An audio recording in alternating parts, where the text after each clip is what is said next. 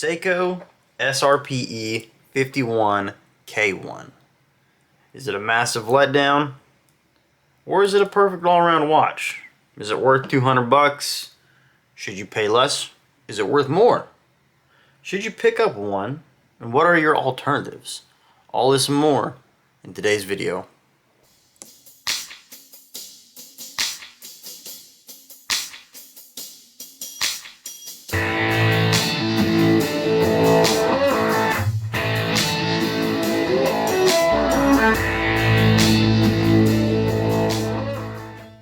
So let's go ahead and give some background context on Seiko and Seiko 5. Chances are most people are going to be familiar, even the novice is familiar with Seiko. They make amazing products and they've been in the game since 1881. So a powerhouse of heritage and horology right there. So you're going to get a brand that means something to an enthusiast. So, you know, you go to a Red Bar event or something like that, and you're not going to get any hoity-toities to scoff too hard at you. I mean, if they do, they're probably not hanging out at that Red Bar event anyway.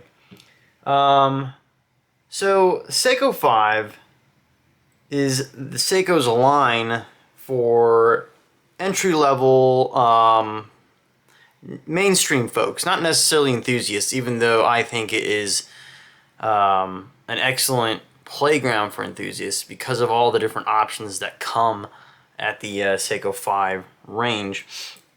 Now with the Seiko 5 range of watches, you're getting 5 critical elements, and that's they're all going to have a self-winding movement, they'll all be water resistant, have a day-date complication, a recessed crown, and a durable case.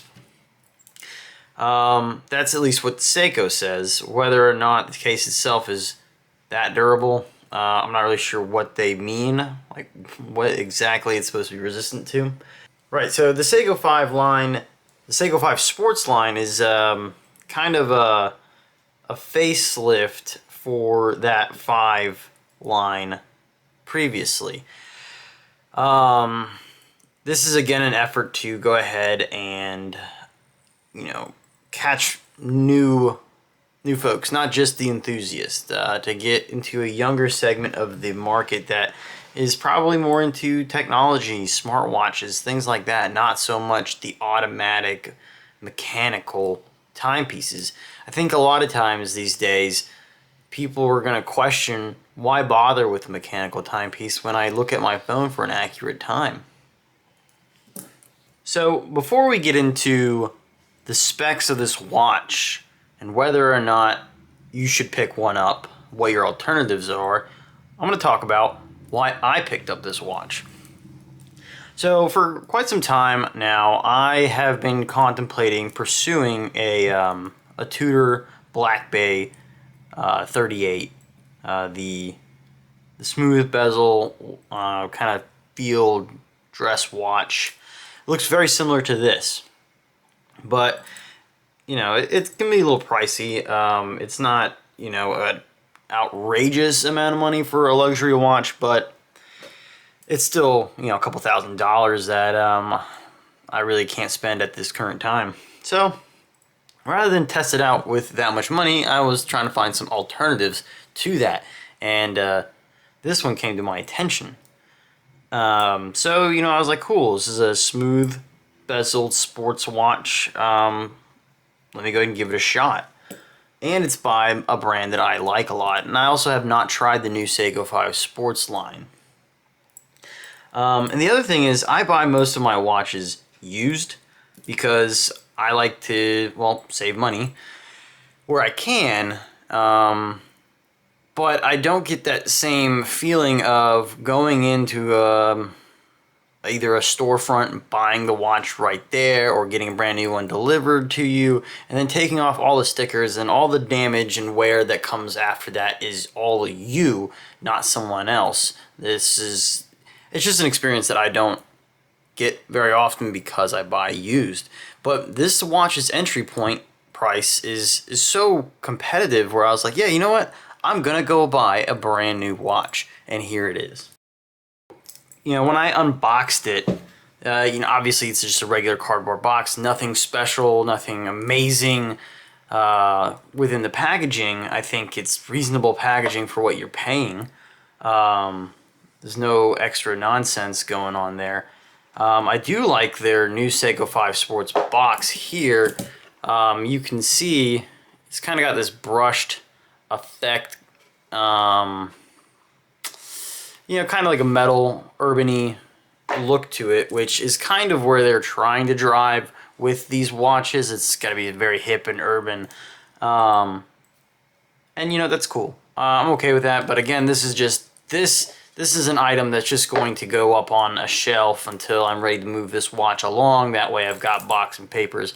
Always keep your box and papers, folks. Especially, even if you're just, if you think this is your forever watch, just keep the stuff, because you never know. So when I unboxed it, the first thing that struck me was how reflective and shiny this watch is. I think I don't know, I'm pretty sure there's no AR coating here.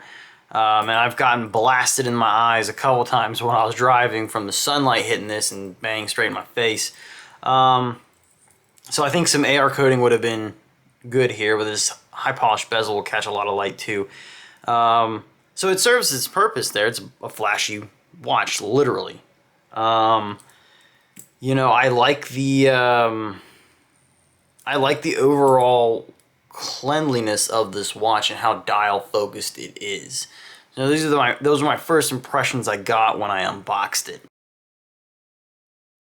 So before we go and talk about the movement of this watch and its performance and the specifications behind it, let's go ahead and talk dimensions.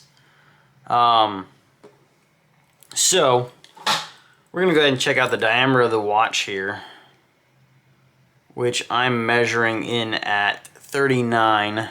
Hang on now.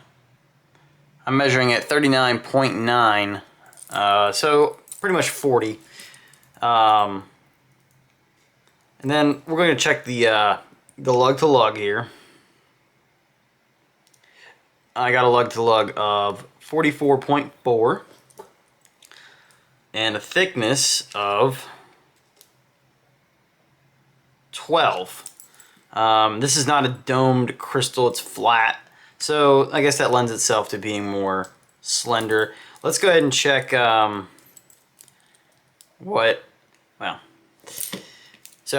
actually, before I was going to say, let's go check our lug to lug with the actual lugs, which is an important factor in figuring out whether or not this is going to be the right size for you. But I did not like the OEM bracelet that comes with this watch. It's not bad, and it's definitely not unfair for the price, but the price point I was able to get this watch brand new at, I had enough money left over to go get a upgraded bracelet, and I'll talk about that in my my pros and cons section about why I chose this upgraded bracelet. But let's go ahead and discuss movement and other specifications real quick. So guys, you can see here this watch comes with a display case back, which is showing off the 4R36 movement, which is a hacking, hand winding, automatic watch movement by Seiko. This is the same one that was found in the legendary SKX. This watch takes a lot of design cues from the SKX, as this was supposed to be the replacement of the SKX, and a lot of people aren't really willing to accept that yet. The movement itself incorporates Seiko's DiaShock technology, improving resistance to shock, so that is solid. The movement itself is, I'm not going to say bulletproof, but it's one of the most robust movements that Seiko makes. It's kind of the AK-47 of watch movements. Hey guys, so I neglected to talk about the case finishing. So you got your high polished bezel smooth bezel, non-rotating bezel, and that's going to pick up scratches pretty quickly. And you can definitely see here that that bezel has taken some damage here. The high polished sides, they'll pick up scratches as well. I mean, literally anything high polished is going to get destroyed over time, especially if you're rough on the watch. If this is an everyday wear, be ready for that. This will not be as pristine as a completely brushed sports watch. You do have some brushing on the top of the case. I don't know why they didn't just, you know, opt to brush. I don't understand why Seiko doesn't just brush the sides. They did it with the SKX. Just brush the sides. Leave the tops polished if you want. But, you know, the OEM bracelet I'm not wearing, but it's fully brushed. So that is nice. So it's going to kind of hide scratches a little better. And the aftermarket bracelet I have here does the same job. And, you know, matches the brushing on the top of the case here. That should give you an indication of how this watch is going to pick up wear marks over time. Take a look at that and let that kind of give you some insight as to whether or not this is a watch for you. Okay, so we've gone over my first impressions of the watch, what you see when you get it. We've gone over our specs and our dimensions, looked at some of the damages that this watch can pick up with a little bit of use. And keep in mind, I've only had this watch for a week. We're going to go move into whether or not it's worth what Seiko's asking for. And the MSRP on this is $275. At that price point, I don't think that is reasonable. But that's the MSRP. Most of these, you know, most of the time watches don't sell at MSRP, and if you're Rolex, you sell way over. So I wouldn't be too concerned about that because there's plenty of places you can pick this up. Amazon's a good place. They sell it for about 200 bucks. Macy's, if you get a good coupon code, you could pick it up for sub 200. You're looking at like 190 for this from them. Not a bad option, especially if you have Macy's that carries this in store. You can go in there and pick it up brand new. It's you know, kind of a nice feeling to go in there and just bang instantaneously you have a watch. But I did not pay any of that. I paid 130 bucks for this. So at 130 bucks, that is the ideal. That's more than ideal for entry to this, because that left me room to go pick up some modifications for this that we'll discuss later. Modifications I think are crucial to make this a better watch. But look, if you can pick this up for 150 bucks, that's a good deal. 170, not horrible. And you know, honestly, 200 bucks. If you can't get a deal on this at all and you got to pay what the retailer is asking, 200 bucks is okay for the automatic movement you're getting in here. Is hacking and hand winding, so you know, hey, if it dies in the watch box, or you wake up every morning and wind up your watches that you're not wearing, it's cool. That's a good feature. Hacking is cool because you can set it to, you know, whatever the second. You can stop the seconds hand and set it to the exact second of your phone or something like that. You get, I think, 41 hours of power reserve out of this, so it's a good movement. Robust. The finishing is great. As you saw in the macro, it does pick up some damage. But for an entry-level watch, 200 bucks is fair. Even the bracelet is fair at 200 bucks. But if you pick it up at 130, like I did from a website called Green Toe, that opens up a lot. Green Toe, by the way, is a website where you can go find products that you're interested in, and you can say, hey, I want to pay, for this watch, I want to pay $130 for this. Green Toe will take that and go to different retailers, oftentimes smaller mom and pop locations, and say, hey, I have a customer at this price point for this product. Will you be willing to sell? And then I guess Green Toe takes a percentage of that. I don't know from who. All I know is I only paid $130 shipped to me after taxes for this watch.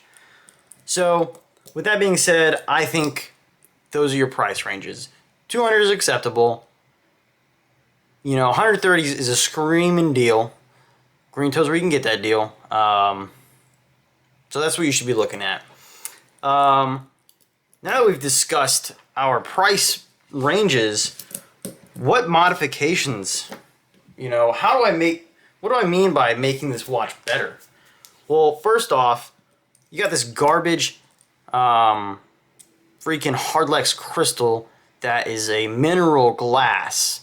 And yes, it's harder, you know, than a plastic crystal, an acrylic crystal, but man, it still scratches, and when it scratches, you are not getting it out. It will not polywatch out. You're gonna need to use a diamond paste, something harder, and I have no experience with diamond paste. I don't know if it's going to haze up the rest of the crystal while I'm polishing, and I don't really want to find out. So at 130 bucks, I can go pick up a replacement sapphire crystal with anti-reflective coating, another sticking point for this watch that doesn't have. Upgrade it myself for, I think the price is now $46 from longislandwatch.com.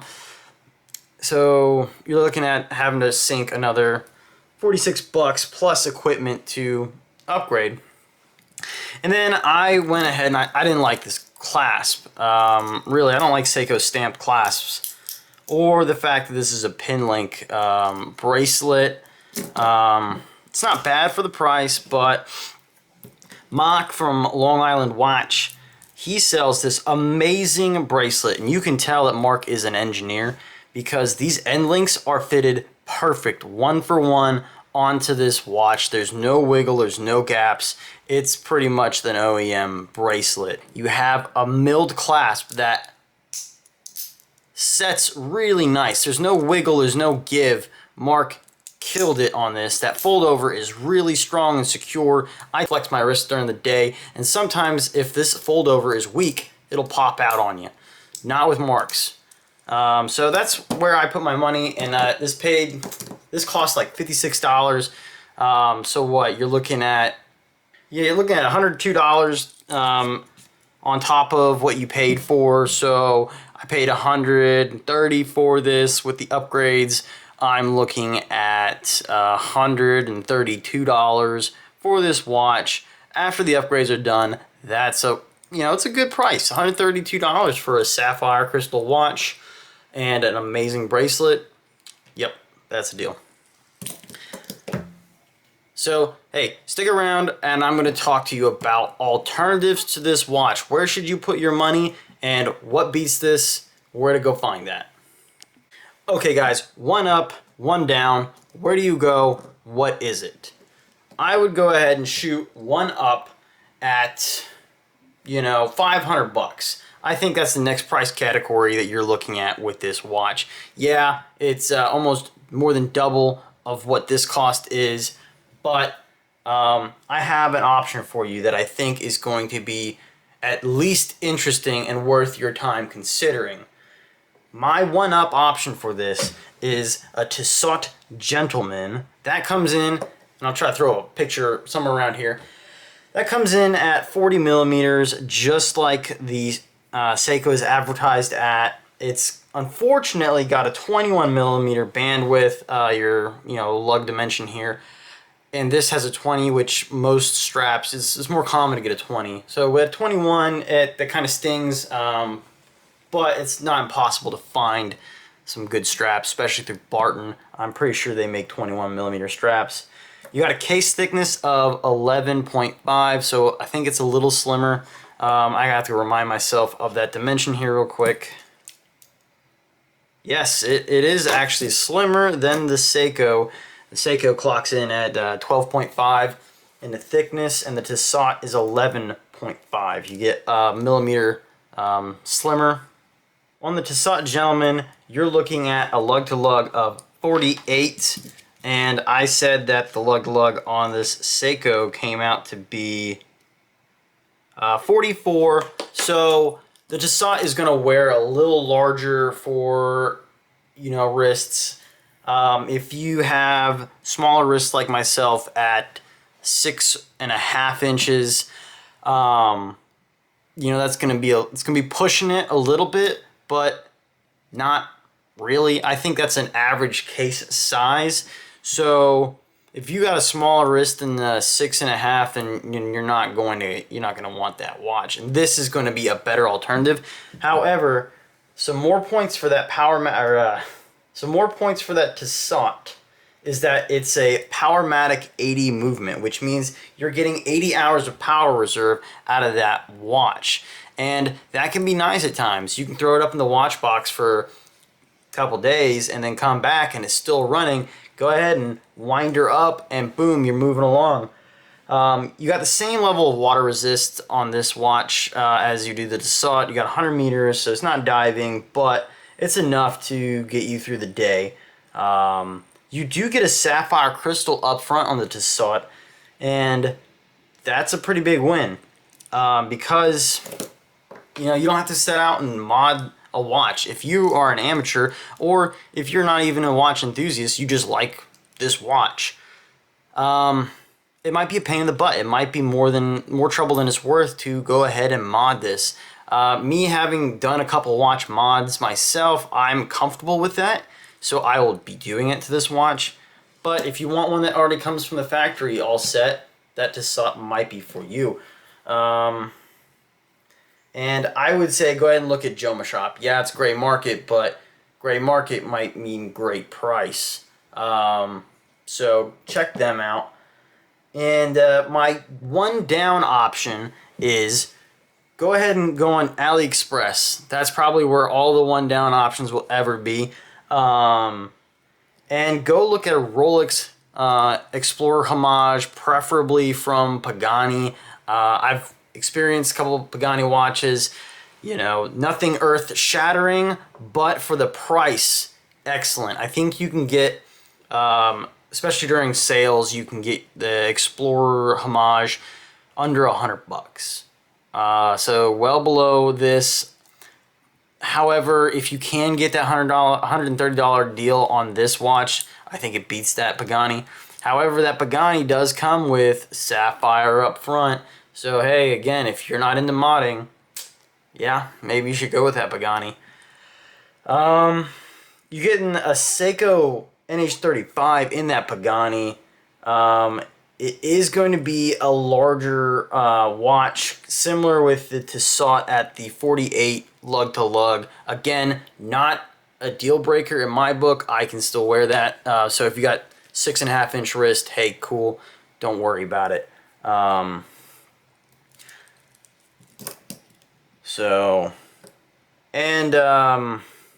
You're getting an advertised 200 meters water resist from Pagani. I don't know, and there's a couple other people on YouTube who've already tested that with actual pressure testers, and I think they've had good results. So hey, look, if you want to dive watch, however, I would not recommend a Pagani for that. You could brag and say your Pagani has the same water resistance as a freaking SKX. Hey, something to think about. But alright guys, I'm going to wrap up, give some final thoughts, and then we're going to roll into a strap show where I show you some options here that you saw from the intro, but kind of slowed down so you kind of see, okay, cool, these are my options. And I think you'll find it's a strap monster. Alright guys, closing thoughts, closing arguments. The Seiko DressKX is a nice all-around watch. I think this can be worn as a sports watch. It's all stainless steel, so it looks pretty sporty. It's not a dive watch, but it has that dive-esque aesthetics, diver light. Maybe even the vintage title Skin Diver might be applicable here. It takes a lot of its inspirations from the old SKX, which is a classic design. This case is pretty much one for one the SKX, except this is the only place you're going to find a 40mm SKX case. So hey, if you modders out there, if you want a smaller watch, this is it. And speaking of modding, if you're not into modding, this might be not the, that might be an issue for you when it comes down to getting the best you can from this watch. I think you're going to have to replace this crystal. I think it's just garbage that Seiko is putting out Hardlex instead of giving us a Hestelite or acrylic crystal that I can buff out with some poly watch. So you're gonna have to, I think you're gonna have to upgrade this to a sapphire, and I'll do that. I'll put up a video of that showing that process. I also think you should upgrade the bracelet. However, you don't have to. This is still okay. I've already lost end links on this, so that kind of tells you how much I care about that. But Mock from Long Island Watch, he sells this awesome bracelet, and I think you should hit him up for a upgrade. Mark doesn't know me, I don't know him, not an affiliate, just I have the product, and I think it's worth the time and money. So at the end of the day, who should buy this watch? I think somebody who either just is into fashion and wants a very versatile piece that works with dang near any outfit. This is a watch for you. And then even for the watch enthusiast, the horologist, it's fun to get a brand new watch, and you can pick this one up brand new. You can mod it. In fact, I have plans, like I said, to mod this one, and I have a Seiko Manta Ray Save the Oceans dial coming in, and I'm gonna drop in here, see how I feel about it. Because this watch is so focused on the dial, and that's a beautiful dial, I think it's gonna be a great pair. So yeah, if you just want a nice fashion watch, bam, right here. If you want a fun watch to mod, bam, right here. If you're into the Explorer and Tudor Black Bay 38-esque watches and don't want a one-for-one rip-off from, Aliexpress, bam, Seiko. They did their own thing. It's an SKX. Just awesome. Alright guys, that's been enough about the Seiko DressKX. Always ready, always there. Minuteman out.